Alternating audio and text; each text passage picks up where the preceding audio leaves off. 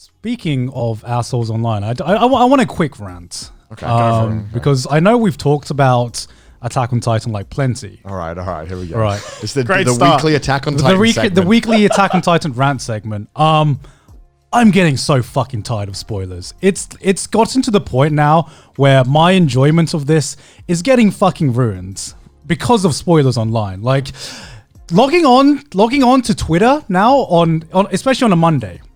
Right, it's like, and trying not to be spoiled on Attack on Titan. It's like trying to go to like a crowded hospital without a face mask and expecting not to get COVID. That's like, I've been spoiled now on so many plot points of Attack on Titan that I feel like, as someone who likes to binge shows and as someone who doesn't want to, I don't want to keep up with it like weekly, right? Yeah. But I feel like I feel like I'm being held at gunpoint just to keep up with this weekly. And I feel you on that. You should go through the wiki. And get every character name, and you should mute them on Twitter. That's what I've done. Oh, you've done that? I've done that, and yet still, I would be on a random thread. It seeps through the cracks. There's no way to stop the cracks. And what I don't understand is why is it that, you know, when we talk about spoiler culture, why is it that with a show like Attack on Titan, it's fine to talk about it as soon as it airs? It's because everyone expects, all the Attack on Titan fans expect that everyone is watching it as the episode comes out. Right? Because like with something like the Avengers... So wait, you think it's not okay to talk about it after it airs? I mean, I think there should be a buffer period. Like we had this for the Avengers. Why can't we not have this for Attack on Titan or any other TV show? Was there a buffer period? I don't know. Yeah, I mean, there was a massive fucking buffer period where like the directors and everyone was just like, please do not talk about the Avengers Endgame for like a good 2-3 weeks. And there is just no buffer period for like TV shows. And like we're living in an age where it's like on demand. So it's not even the same as it was before, where things are airing on TV and people are watching at the same time.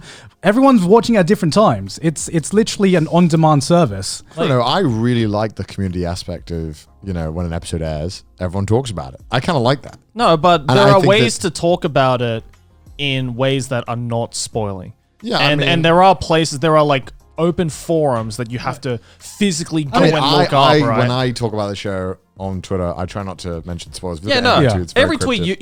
you've tweeted about Attack on Titan, it's fine because you're not spoiling it, but you still leave open for discussion, right? Yeah. But I still mute it right away. There are some fucking kids who just do not understand that, and they're just like, yeah, of course everyone is watching this. It's like a 4K picture. Yeah. I can't believe this character dies. Yeah, oh my exactly. God. And it's like there's like some motherfuckers who will literally like put a full spoiler and then like put a spoiler warning 5 minutes after they just spoiled the fucking thing they talked about, man.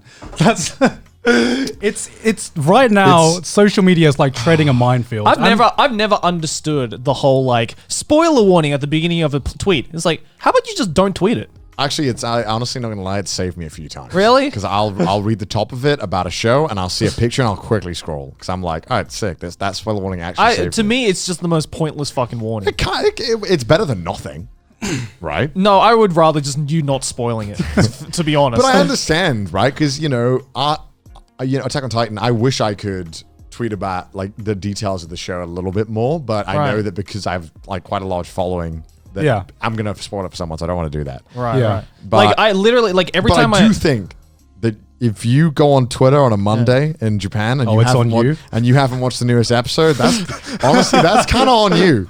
Well, thanks for the victim blame there, Tom. Wow. So if you guys don't know, Attack on Titan airs I think in the evening in America, but it airs at like 5 a.m. on a Monday for us. So first thing I do every Monday when I wake up is I watch the episode. I don't open Twitter. I don't do anything because I'm not being funny.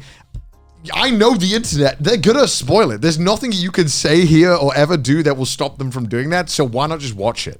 I feel though that this Attack on Titan incident is like almost unprecedented. Like I don't think there's ever been an anime that has been where the amount of spoilers on Twitter has been this prevalent. There's been none. And I remember because Attack on Titan Season 3 Part 2, I thought, you know, I got spoiled on some like minor things, but like I don't see that many spoilers on mine. I see it fucking I see it in the Twitter trending page. Yeah. Like that's how you know it's getting bad.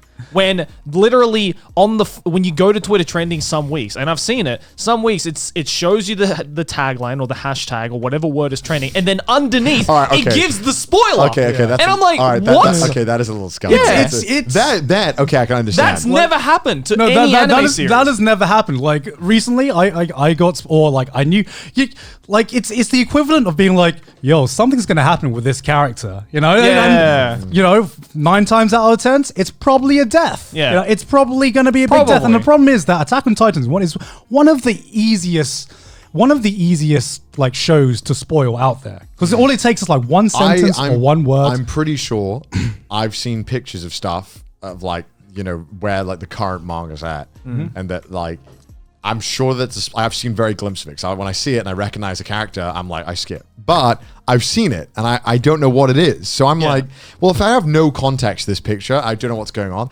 I'm not going to be spoiled until the moment I see that frame. But I actually disagree about that. Yeah, I disagree too. Because like, it still like spoils your experience a bit, because there's been like, for example, there's been so many like, let's say anime or manga or where you see like a meme panel, right? And this meme gets passed around and you don't know the context of it.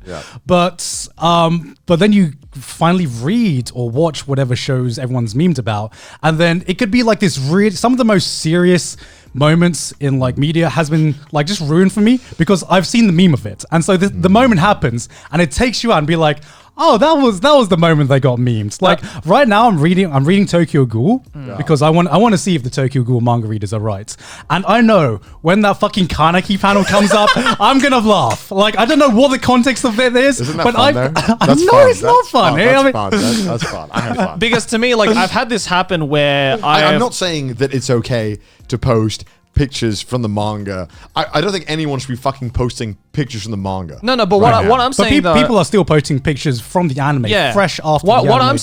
What I'm saying though is that people should just avoid posting it entirely, because even if, right, you like read the spoiler warning and you see the picture for like a fraction of a second, right? We're just like, no, I'm not gonna watch it. Somewhere in the back of your head, that image is subconsciously planted. No, it is, right? Yeah. But here's what I've realized, right? When you see an image of a show, right, that you're really into, and it's like, it could be ages away, you are making your own theory in your head of why that image is happening. Right. Yeah. If you've seen it, right? Yeah. And so most of the time you're going to be wrong, right? You're not. It's not going to be accurate. So are you technically spoiled because you've sort of seen something that's given you a vague idea of what you think could be happening, but you could be totally wrong. Are you spoiled then? I honestly want to come into a show with as saying, zero expectations me too. as I can. But what I'm saying is that, like, if seeing one frame of a panel of a manga or an anime, obviously if it's literally a character dead on the floor, okay. That's being heavily posted around. Yeah. But if there's a shot of something happening that I can't quite make out, I don't look at it long enough, I just have some kind of vague feeling in the back of my head, I don't really think that's a spoiler. Because something like that happened when I decided to finally watch Demon Slayer. Yeah. Right. And like, the first example we ever had of that was when episode 19 was trending on Twitter, right? And everyone was posting pictures and GIFs of that scene. Yeah. Right?